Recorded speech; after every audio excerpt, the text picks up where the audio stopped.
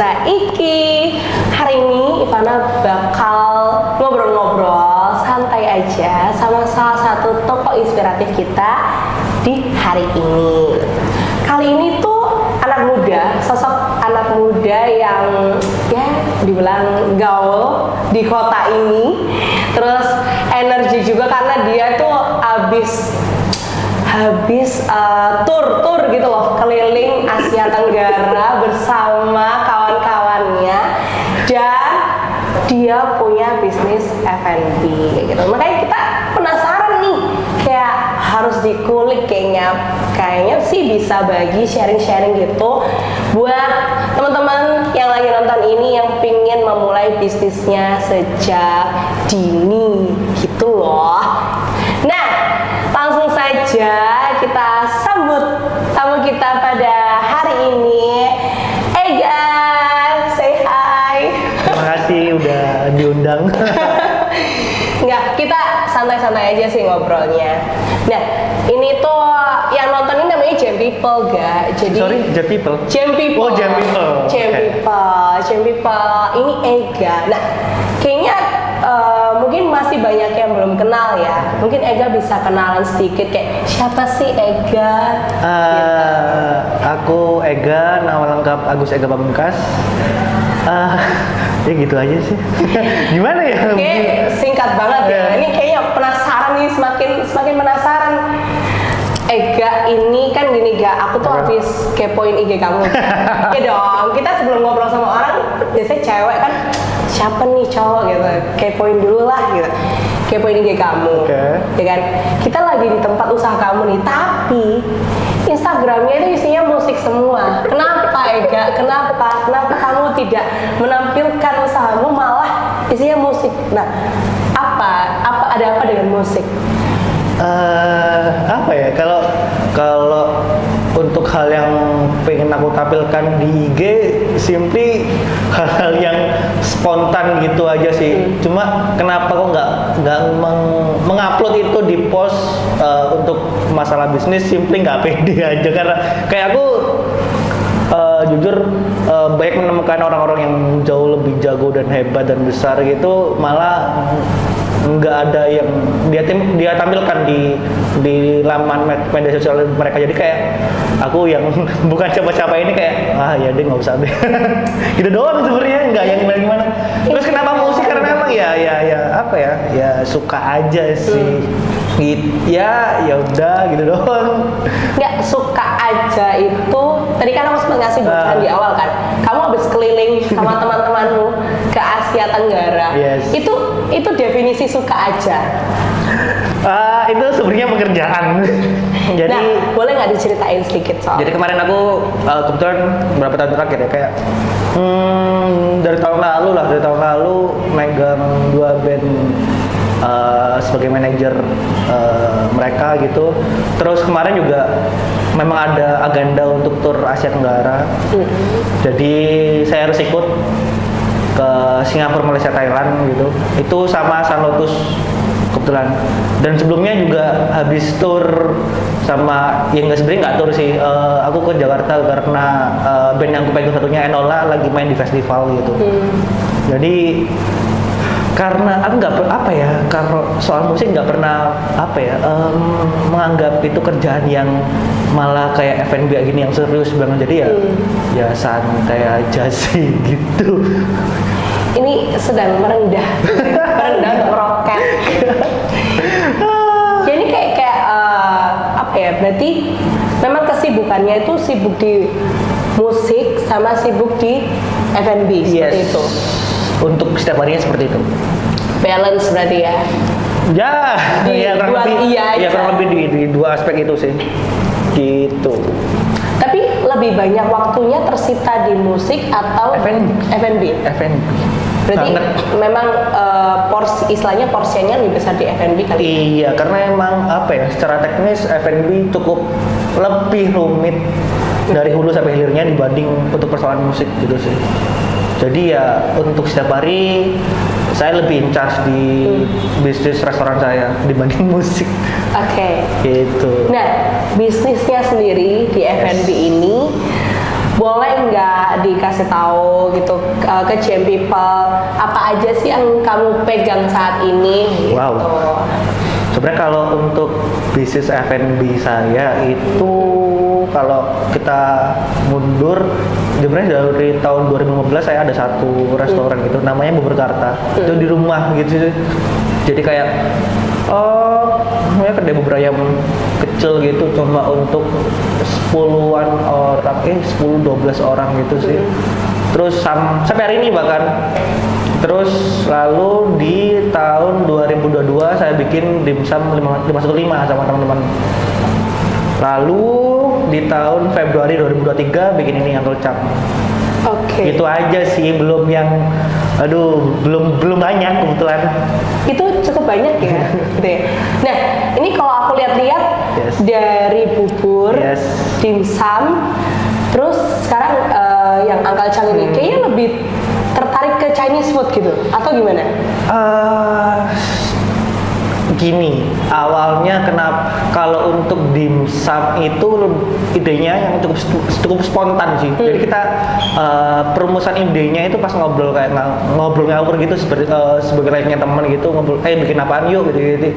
Karena kami melihat sebenarnya dimsum shop di Surabaya itu bahkan nggak ada 5 yang di luar restoran di luar mall ya. Ya. Itu yang bikin kami kayaknya enak deh bikin dimsum. Dan ternyata ketika kita jalani setiap harinya, wow, bodoh sekali bikin dimsum karena sesulit itu. Oke. Teknisnya ya, karena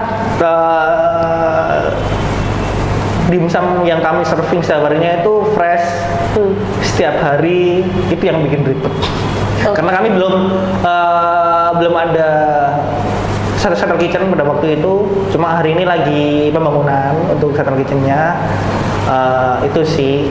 Kalau untuk yang ini Uncle Chang, analisanya gini sih, karena pas saat sebelum pembangunan ini, pas perancangan bisnisnya, karena saya melihat di Tunjungan sendiri itu belum banyak covered food. Oke. Jadi saya pun sebagai orang yang sering ke Tunjungan, jadi kayak bingung sih mau makan apa ya gitu. Dan bahkan aku nggak menemukan apa yang jadi interesting saya gitu. Jadi itu doang sih. Awalnya sebenarnya ide awalnya nggak bikin restoran seperti ini. Ketika saya urusin dan lainnya, saya rubah bisnis model dan lainnya, jadilah terbentuknya Uncle Chang. Karena simply kami menangkap fenomena yang belum diserving sama orang lain gitu doang. Oke. Nah, Ega, tadi kan kamu udah ceritain tentang bisnis-bisnis yang F&B yang sedang kamu jalankan sekarang. Aku mau tarik ke belakang nih. Kenapa kok akhirnya terjunnya ke F&B? Apakah memang dulu studinya soal kuliner kah, atau backgroundnya orang tuanya mungkin punya usaha kuliner sehingga akhirnya kamu terjun ke F&B juga? Aku dulu kuliahnya ambil manajemen kebetulan. Oke. Dan secara background keluarga malah tidak ada yang berbisnis. Bahkan secara keluarga, di keluarga saya itu orang yang terakhir berbisnis itu kakek buyut saya. Oke, jauh banget ya berarti? Jauh banget. Jadi nggak ada hubungannya sama keluarga sama sekali sih. Kenapa malah kuliner? Mungkin, nggak tahu ya. Mungkin cuma ini yang bisa aku lakuin. Nggak apa ya? Dari awal aku pas dulu itu bikin yang berkarta itu karena ada waktu kosong gitu, ada waktu kosong pas sebenarnya aku sempet nggak keterima kuliah kan setahun gitu. Ini ngapain ya, cuma nongkrong doang gitu, paginya kosong ya udah bikin bisnis gitu. Dan nggak ada kayak pemikiran kenapa harus F&B dan lainnya, karena mungkin pas saat itu aku masih berapa ya, umur 20-an kali ya? Sebelum kayak 19-an atau seberapa ya gitu loh, 2015. Jadi idenya lebih spontan sih, nggak ada yang gimana. Malah karena itulah hari ini aku cukup menyesali kenapa dulu mikirnya terus spontan gitu. Jadi malah sebenarnya cara bisnisnya malah salah semuanya banget. Jadi ketika udah jalan, jadi Karta itu karena sekarang udah jalan 8 tahun. Sebenarnya cara bisnis modelnya salah semuanya. Gitu sih. Ya, kalau pertama bikin bubur Karta Yes. itu, kamu yang bikin sendiri menunya, resepnya gitu, atau Dibantu keluarga sih. oh dibantu keluarga? Yes. Berarti kayak resep keluarga kali ya? Oh iya. Ya kan kalian Iya, iya. desain itu Iya, iya, menunya iya. sendiri, kayak Iya. dari development Yes, menu yes, development yes. segala macam itu kalian benar-benar Benar. dari internalnya kamu Benar, sendiri benar, kan, benar, benar. gitu. Akhirnya bikinnya bubur Karta pertama bikin di mana? Sampai Di sekarang rumah. bisa- Oh di rumah Di berarti rumah ya? sampai sekarang pun di rumah. Untuk bubur Karta sendiri itu dine in kah? Oh, bisa dine in Itu kayak definitely. PO atau apa? Oh, enggak, Dine in. dine in. Bener-bener Iya, resto ya? iya, kayak, iya. Kayak apa ya? Berarti vibes-nya kayak kau ya. Iya. Sebenarnya kalau aku tarik semua ya, lainnya sama ya. Intinya adalah kamu mau bikin sesuatu yang jadi comfort foodnya orang-orang, ya nggak sih? Kayak bubur tapi di rumah, ya kan? Terus dimsum karena kamu berangkat dari kamu ke Tunjungan, terus habis itu kamu sering ke Tunjungan kayak kamu pengen makanan yang orang-orang maksudnya jarang banget kan, kayak tadi kamu mention biasanya dimsum itu pasti ada di mall atau Iya. hotel atau ya beberapa tempat yang seperti itu. Nah, jarang banget yang berdiri sendiri Yes, kan, yes, yes. kayak gitu. Malah kalau yang dimsum itu kita nggak ada plannya itu nggak buka di Tunjungan sama sekali karena kami melihat fenomena kota aja sih, karena emang Oke. di kota ini nggak banyak yang yang menjual dimsum shop gitu. Gitu sih, itu yang bikin oh ya udahlah bikin dimsum shop tapi dengan standar yang mumpuni lah. Oke, dari dimsum ke Uncle Chang. Yes. Uncle Chang ini kan kayak namanya kurang begitu familiar ya sebenarnya buat orang Oh iya. Surabaya. Nggak? Maksudnya familiar dalam artian kayak apakah orang pasti, contoh aku deh, aku pasti mikir ini apa dari luar ya, terus Oke, franchise ke oke. Surabaya gitu, kayak bukan nama-nama yang biasanya kayak apa ya, bukan nama Surabaya banget gitu loh.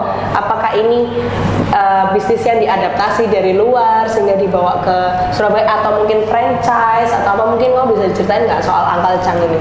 Kalau soal namanya, kenapa Uncle Chang dulu itu kami cuma mikir kayak apa ya? Kami ingin ada figur gitu doang. Oke. Dan ya udah kenapa kita ambilnya uncle ya karena ya simply seperti itu sih. Kenapa terus ada cangnya itu, cang itu kayak slang dari potongan yang tik gitu. Udah gitu doang. Jadi sebenarnya pun kalau dilihat dari semua bisnis F&B saya namanya nggak yang gimana-gimana gitu. Kalau di Dimsum 5 pun kayak itu sih. jadi karena yang punya berlima ketemunya di Flores 15. Kenapa namanya 515? Oke. Gitu doang, nggak yang namanya berfilosofis, enggak sama sekali. Tapi Malah cuma Karta doang bisku yang cukup filosofis karena sebenarnya Karta itu diambil dari bahasa Sanskerta. Artinya bagus banget Karta itu. Kemenangan, kemakmuran gitu sih. Oke. Karta doang yang bagus. Lainnya mah aduh. ya tapi sebenarnya kalau dibilang itu bagus sih menurutku, Ya, karena oke. karena orang kan pasti mikir kayak berat banget, kayak aku aja mikir oh ini kayaknya adaptasi deh ini. Enggak, ternyata itu adalah cerita, ada ceritanya kan, tetap ada ceritanya di balik kenapa kok Dimsum 515, kenapa kok Uncle Chang gitu. Iya. Itu lebih ke personalnya kamu sebenarnya, kayak ada cerita sendiri di balik itu. Nah, Uncle Chang ini kan nanti mungkin teman-teman bisa lihat ya, interiornya ini kan kayak apa ya, lebih kayak homey gitu loh, homey, terus banyak apa namanya kayak Chinese, lebih ke Chinese ya kan, Chinese interior dan segala macam gitu.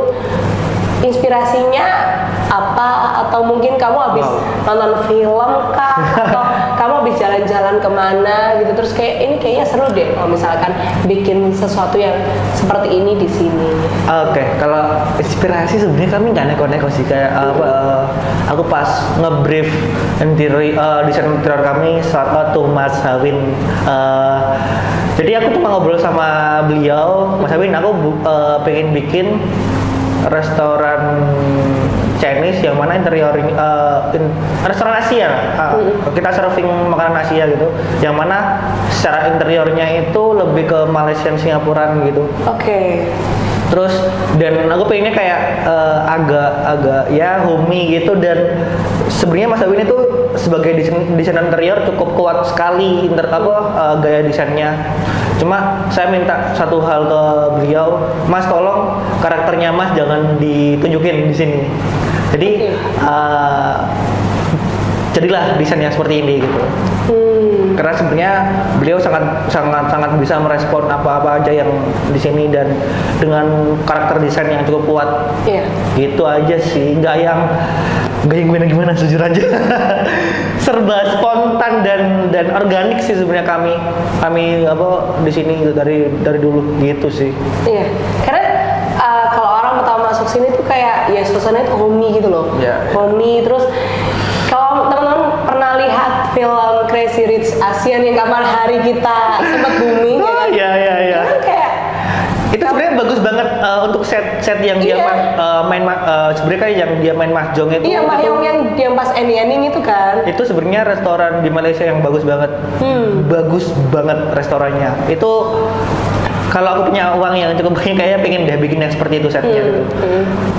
Aku ya pengen bikin yang seperti itu, cuma memang itu secara desain cukup banyak hal yang harus dibuat lainnya. Cuma itu keren banget, minta ampun. Iya, makanya kan aku mention kayak masuk sini tuh kayak ya nggak semirip itu, tapi kayak suasananya tuh terima kasih.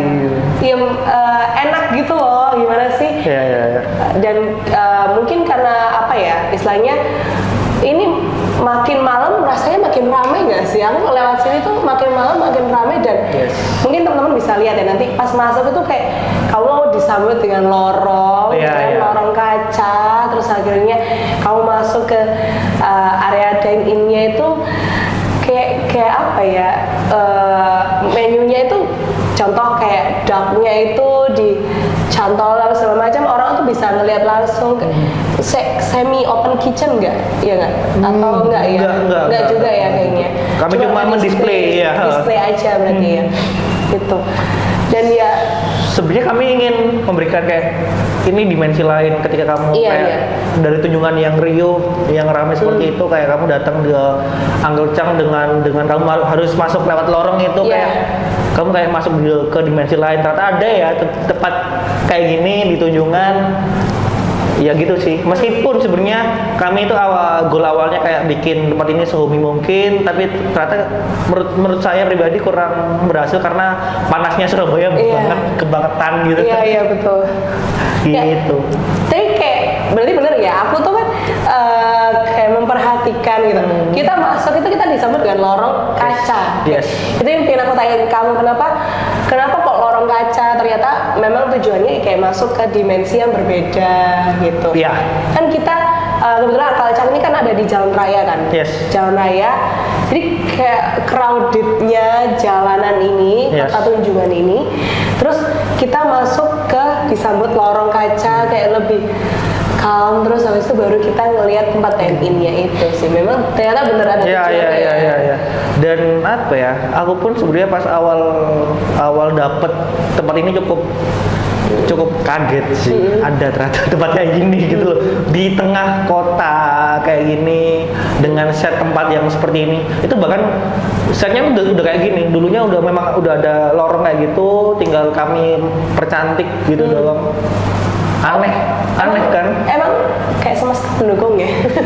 Ini jadi memang kamu tidak berubah, tapi sudah iya. Maksudnya dari secara layout udah kayak gini. Iya. Oke. Aku cuma mau cantik doang. Hogi ya berarti. Banget. Ini kan? Pas kami dapat tempat ini tuh hoki banget, Iya. banget.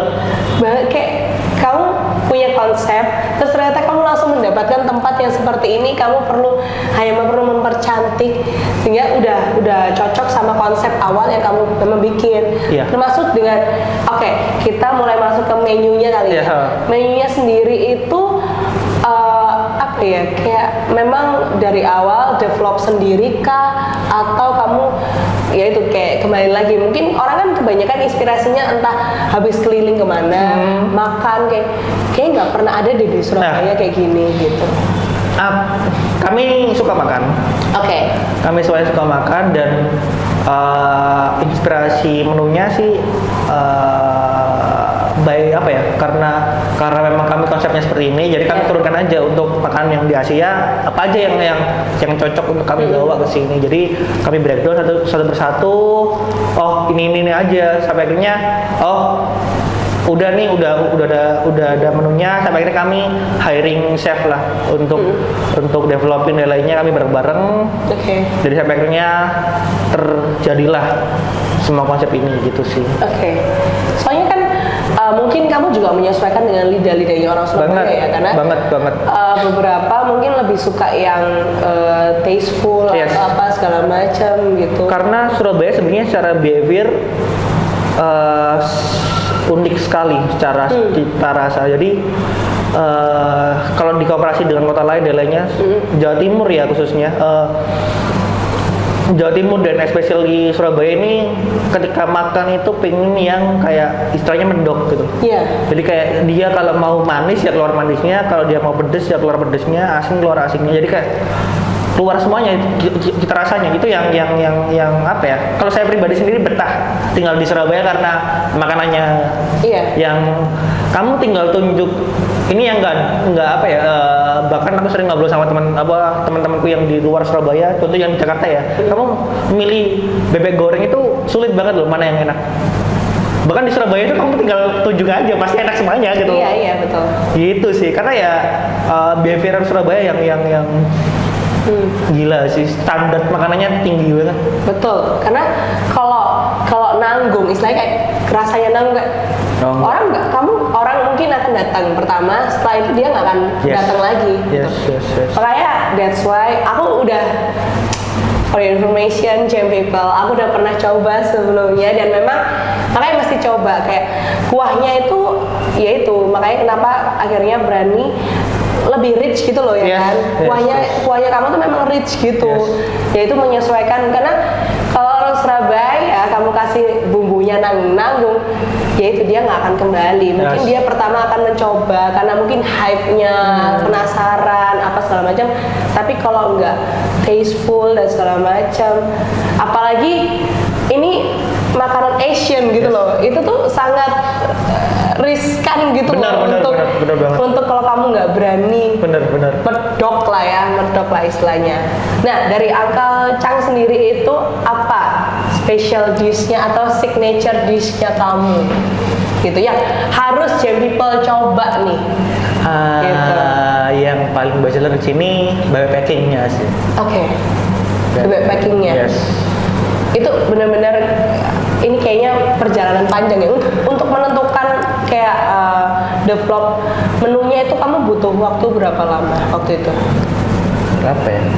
Kayak hampir 2 bulanan lah. Oke, 2 bulan. Untuk kita sebenarnya setelah kita buka pun itu kita masih mencari mana formula yang pas dan lainnya. Jadi pas sebelum buka sampai akhirnya awal buka ya kita masih evaluasi terus.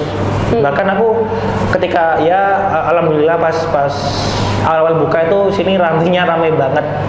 Jadi malah sebenarnya pas peran saya pas awal buka itu saya di sini duduk malah untuk menghimpun kritik seminggu awal. Oke. Gitu doang. Jadi kayak aku makanan A kurang ini servingnya kurang seperti ini. Jadi saya cuma menghimpun itu untuk kami evaluasi bareng-bareng. Ya karena memang restoran di 7B ya, yang dijual utamanya ya produk dan serving. Gitu doang. Kalau memang dua-duanya itu udah patah ya cukup sulit untuk bisnis itu bisa growth dan sustain. Oke. Gitu sih. Yes. Berarti seminggu awal kamu soft opening ya berarti? Yes. Soft opening di sana benar-benar kamu mengundang orang untuk datang ke Yes. sini, cobain dan akhirnya mereka bisa kasih insight Iya, terkait iya, dengan iya. menu yang kamu Iya. develop ini ya kan gitu. Nah, mungkin tadi belum di-mention ya. Uncle Chang sendiri tuh berdiri dari Uncle Chang kapan? itu 1 Februari tahun 2023. Barusan Barusan ini awal aja. tahun ini.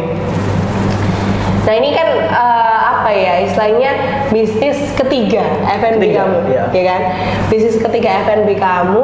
Nah, mau tanya ini, Apa? nextnya mau bikin apa gitu loh? Nggak mungkin dong, kamu hanya udah selesai nih 3. Kayaknya dari kalau aku ngelihat kamu ya, kayaknya masih pingin explore gitu loh. Pasti ternyata di balik ini aku punya plan ini mau bikin yang F&B lagi kah, atau kayaknya F&B cukup 3 tapi aku mau merambah ke industri yang lainnya kayak gitu. Kalau rencana banyak banget. Oke. Dan semuanya di F&B semua. Karena memang simply saya suka makan banget sih. Kalau apa yang hari ini sedang saya rencanakan atau sedang on progress, sebenarnya hari ini saya lagi renovasi untuk cabang kedua di Besam saya. Oke. Di daerah timur, jadi di daerah Bonet, Surabaya. Oke. Timur Surabaya gitu sih. Manyar itu ya. Ya, yang insya Allah mungkin buka sebulanan lagi lah, ini mumet banget. Wow, sebulan. Ini dari ditayangin berarti sebulan ya. Iya, gitu sih. Oke, berarti next plan-nya adalah menambah cabang ya sebenarnya, bukan membuat dari nol Bisa aja, lagi. bisa aja. Oh bisa aja, tapi Bisa nggak mau aja. diceritain ya. Jujur sebenarnya kan ada banyak pengennya tuh banyak, pengen bikin A, B, J dan E, cuma kalau untuk progresnya hari ini belum terprogres semuanya. Tapi cuma untuk keinginan doang. Cuma ya nggak apa-apa sih. Maksudnya untuk bang ide aja gitu loh, mau bikin ini, bahkan kemarin pas setelah saya ke tour Malaysia, Singapura dan Thailand kayaknya pengen deh bikin satu makanan Malaysia di sini gitu. Oke. Gitu. Karena kemarin saya nemu makanan Malaysia enak banget dan kayaknya enak banget deh di balik Surabaya ini. Karena di Surabaya bahkan nggak ada makanannya. Jadi pas kemarin sempat ngobrol sama member band saya yang Sanotus yang kemarin tur bareng sama saya, kangen banget makanan ini gitu. Dan di Surabaya nggak ada masalahnya, bingung. Jadi kayaknya enak deh buat dibikin gitu. Oke, aku mau tanya nih. Apa? Kan tadi kamu buka dalam waktu dekat itu Yes. buka di Wisam 515 Yes. yang cabang kedua. Yes. Nah, dari bisnisnya kamu sendiri ini nantinya akan buka franchise kah atau memang kamu yang own sendiri semuanya? Gitu. Jujur, kami belum ada rencana untuk franchise sama sekali sih. Oke. Jadi sebenarnya kan secara teknis peraturan ya, untuk di franchise kan itu ada berapa prosedur yang sebenarnya itu cukup panjang dan butuh waktu yang tidak bisa secepat itu. Oke. Jadi harus ada cabangnya ada berapa, terus ownership-nya harus berapa lama dulu. Dan kami pun kalau melempar ini ke franchise pun kami belum pede yang sepenuh itu sih, dan menjamin bisnis ini akan menjalani dengan baik. Jadi untuk sementara waktu ini kami masih ownership sendiri untuk semua bisnis kami. Berarti untuk semua bisnisnya sementara Iya. undernya kamu sendiri, ownnya Iya. sendiri, Yes. kamu Yes. dan tim ya Yes. misalnya. Seperti itu. Nah, ini aku mau tanya ya kan, ini sebagai sosok aku udah mention tadi, sosok muda ya kan, tapi bergelut di bidang F&B. Ini Jam People juga masih banyak yang muda nih, yang masih rebahan atau mungkin masih bingung mau memulai bisnis apa dan dari mana, terus juga ya karena ini program Weswayae, ya maksudnya kan kita ada tagline Weswayae yo saiki, ya sekarang udah saatnya kamu buat bergerak. Dari Ega ada nggak pesan buat anak-anak muda dan mungkin tips kali ya, kayak kamu contohnya kamu aja berangkat untuk memulai bisnis ini karena kamu suka makan, dasarnya kamu Iya. suka makan dan kamu mikir kayak ya kayak F&B ini yang potensial gitu loh. Nah, mungkin kamu bisa bagi, maksudnya kasih kasih pesan ke teman-teman gitu yang lagi nonton Jam People ini, sama mungkin tips lah gitu. Yang setelah kamu melewati 3 bisnis ini kan pasti ada beberapa pelajaran yang kamu ambil nih selama perjalanannya, itu mungkin bisa di-sharingin nggak ke teman-teman? Kalau saya boleh saran ya,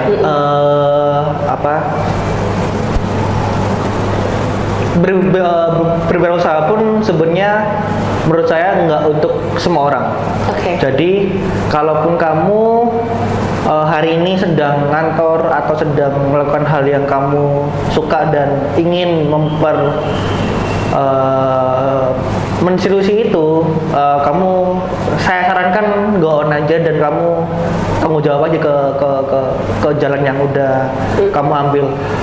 Menurut saya pun bukan berarti kamu berkarir itu hal yang buruk, enggak, semuanya bagus banget. Bahkan saya itu sebenarnya pengen ngantor, cuma belum dapat aja sampai sekarang. Jadi kayak ketika kamu kalau memang kamu pengennya berkarir di kantor, kamu total aja, habisin aja udah. Kalau memang kamu ingin berusaha, ya udah kamu total juga gitu loh. Jangan setengah-setengah lah. Karena pertanggungjawaban atas ini semuanya itu cukup besar. Oke. Aku sering kali ngobrol sama banyak temen, pertanggungjawaban ini itu yang nggak mudah ke orang lain, dan aku rasa pun nggak semua orang mau bertanggung jawab atas stafmu, atas customermu dan lainnya. Saya rasa malah ngantor lebih mudah karena kamu mungkin bertanggung jawab atas dirimu sendiri dan mungkin kayak office timmu gitu doang. Yang mana itu nggak banyak kan sering kalinya gitu. Saya rasa ya itu kalau kamu memang mau berkarir sebagai orang kantor, ya nggak apa-apa, go on dan habisin aja udah. Sejauh apapun yang bisa kamu ambil, yang bisa kamu raih, habisin. Kalau memang kamu mau berusaha, ya udah kamu juga harus total, karena emang pertanggungjawaban ini itu sangat tidak mudah dan sangat tidak kecil. Oke. Jadi kamu tinggal mau ambil jalan yang mana. Dan kalau saya boleh saran ya total aja. Oke. Ega, ini kita udah di penghujung. Wah, ya kan? Cepet banget. Kan aku mau tarik kesimpulan sedikit kali ya dari yang kita ngobrol-ngobrol tadi itu. Ega memulai bisnisnya ini dari awal, mungkin sebelum kuliah kali ya, 2015. Iya, kalau enggak 2015. Iya betul ya. 2015 awal berangkat dari Bubur Karta, kemudian Dimsum 515, dan akhirnya sekarang di Uncle Chang ini, ya kan, cukup banyak pelajarannya, mengadaptasi dari berbagai hal, dan dari prosesnya sendiri juga banyak pelajaran-pelajaran yang akhirnya diterapkan ke next bisnisnya, ya kan. Banget. Nah, banget. Terus juga tadi sempat kita singgung ternyata backgroundnya bukan kulineri, jadi ini bisa diambil. Maksudnya teman-teman juga tidak harus berbasis kuliner untuk memulai bisnis kuliner. Enggak sama sekali. Kan? Bahkan kalau boleh saya cerita ya, partner saya di bisnis ini itu backgroundnya beda-beda banget. Dulu partner saya di Dimsum ada yang pernah sekolah pilot, ada yang lawyer. Di sini ada yang psikologi, ada yang akuntan. Jadi ya backgroundnya beda-beda semuanya. Cuma malah itu yang bikin menarik karena backgroundnya beda-beda. Jadi ada yang memang ngurusin A, B, C, dan E. Jadi plotting job desk-nya malah lebih enak. Gitu sih. Sudut pandangnya beda-beda ya jatuh ya. Benar. Dan itu malah bikin lebih dinamis dan lebih enak gitu. Itu sih. Jadi kan banyak yang pasti mikir kayak aku mau bisnis kuliner, tapi aku nggak punya background, aku nggak bisa masak. Dan bahkan yang sering kalinya itu nggak punya modal. Yes. Nah, itu kan ada sebenarnya, mungkin teman-teman pasti tahu ada yang namanya investor dan segala macam, itu perannya ada di sana. Dan apalagi kalau kamu bekerja sendiri itu belum tentu, kecuali kamu memang punya modal. Tapi kalau misalnya as a team itu mungkin lebih ringan ya kan, lebih banyak juga dari satu sama lain gitu. Jadi jangan khawatir kalau misalkan mau memulai bisnis kuliner, mulai aja dulu. Yang penting yaitu tadi, seorang entrepreneur ini juga tidak menyarankan teman-teman buat ke bisnis itu atau istilahnya mencari uang itu tidak hanya bisa menjadi entrepreneur saja. Iya. Tapi kalau misalkan kamu mau memang berkarir atau mungkin bergelut di bidang tertentu, jadi profesi atlet atau apa segala macam, bebas. Yang penting adalah 100% di sana gitu. Kayak lakukan apa yang kamu mau, karena kalau kita nggak sepenuhnya juga akan sulit, nggak akan Benar. berjalan. Bisnis juga tidak semudah itu, tapi juga tidak semenyeramkan itu, ya kan? Kita nggak pernah tahu hasil dari bisnis atau karir atau apapun itu kalau kita Yes. nggak nyoba. Iya. Lah, banyak orang yang takut mencoba dan salah. Malah menurut saya mencoba dan salah itu bagus. Yes. Jadi coba aja. Kalaupun salah itu bagus karena seenggaknya kamu salah, ketika kamu salah kamu itu berprogres aja. Gitu sih. Kalau kamu nggak salah kan berarti kamu menurut saya belum berprogres. Yes. Gitu. Itu. Jadi berproses saja, ya kan? Itu nyambung loh sama program kita ini, ya kan? Wes wayai yo saiki gitu loh. Kalian mau mulai kapan lagi kalau nggak sekarang, ya kan? Ega, thank you banget buat hari Terima ini. kasih. Terima kasih sudah mau ngobrol-ngobrol sama kita, Jam People ini udah mau sharing tentang bisnisnya, Terima terus kasih. kehidupan bermusiknya, ya kan? Terima kasih banyak Ega sudah menjadi tokoh inspiratif kita Terima kasih hari atas undangannya. ini, ya kan? Nah, sebelum berakhir, saya mau ngajak Ega buat tagline, ya kan? Ketika aku bilang wes wayahe, kita sama-sama bilang yo saiki, gitu ya. Oke? Oke. Wes wayahe, yo saiki. Thank you so much, people. Thank you, Ega. Thank Sama-sama, you so terima kasih. much. See you on next episode. Bye-bye.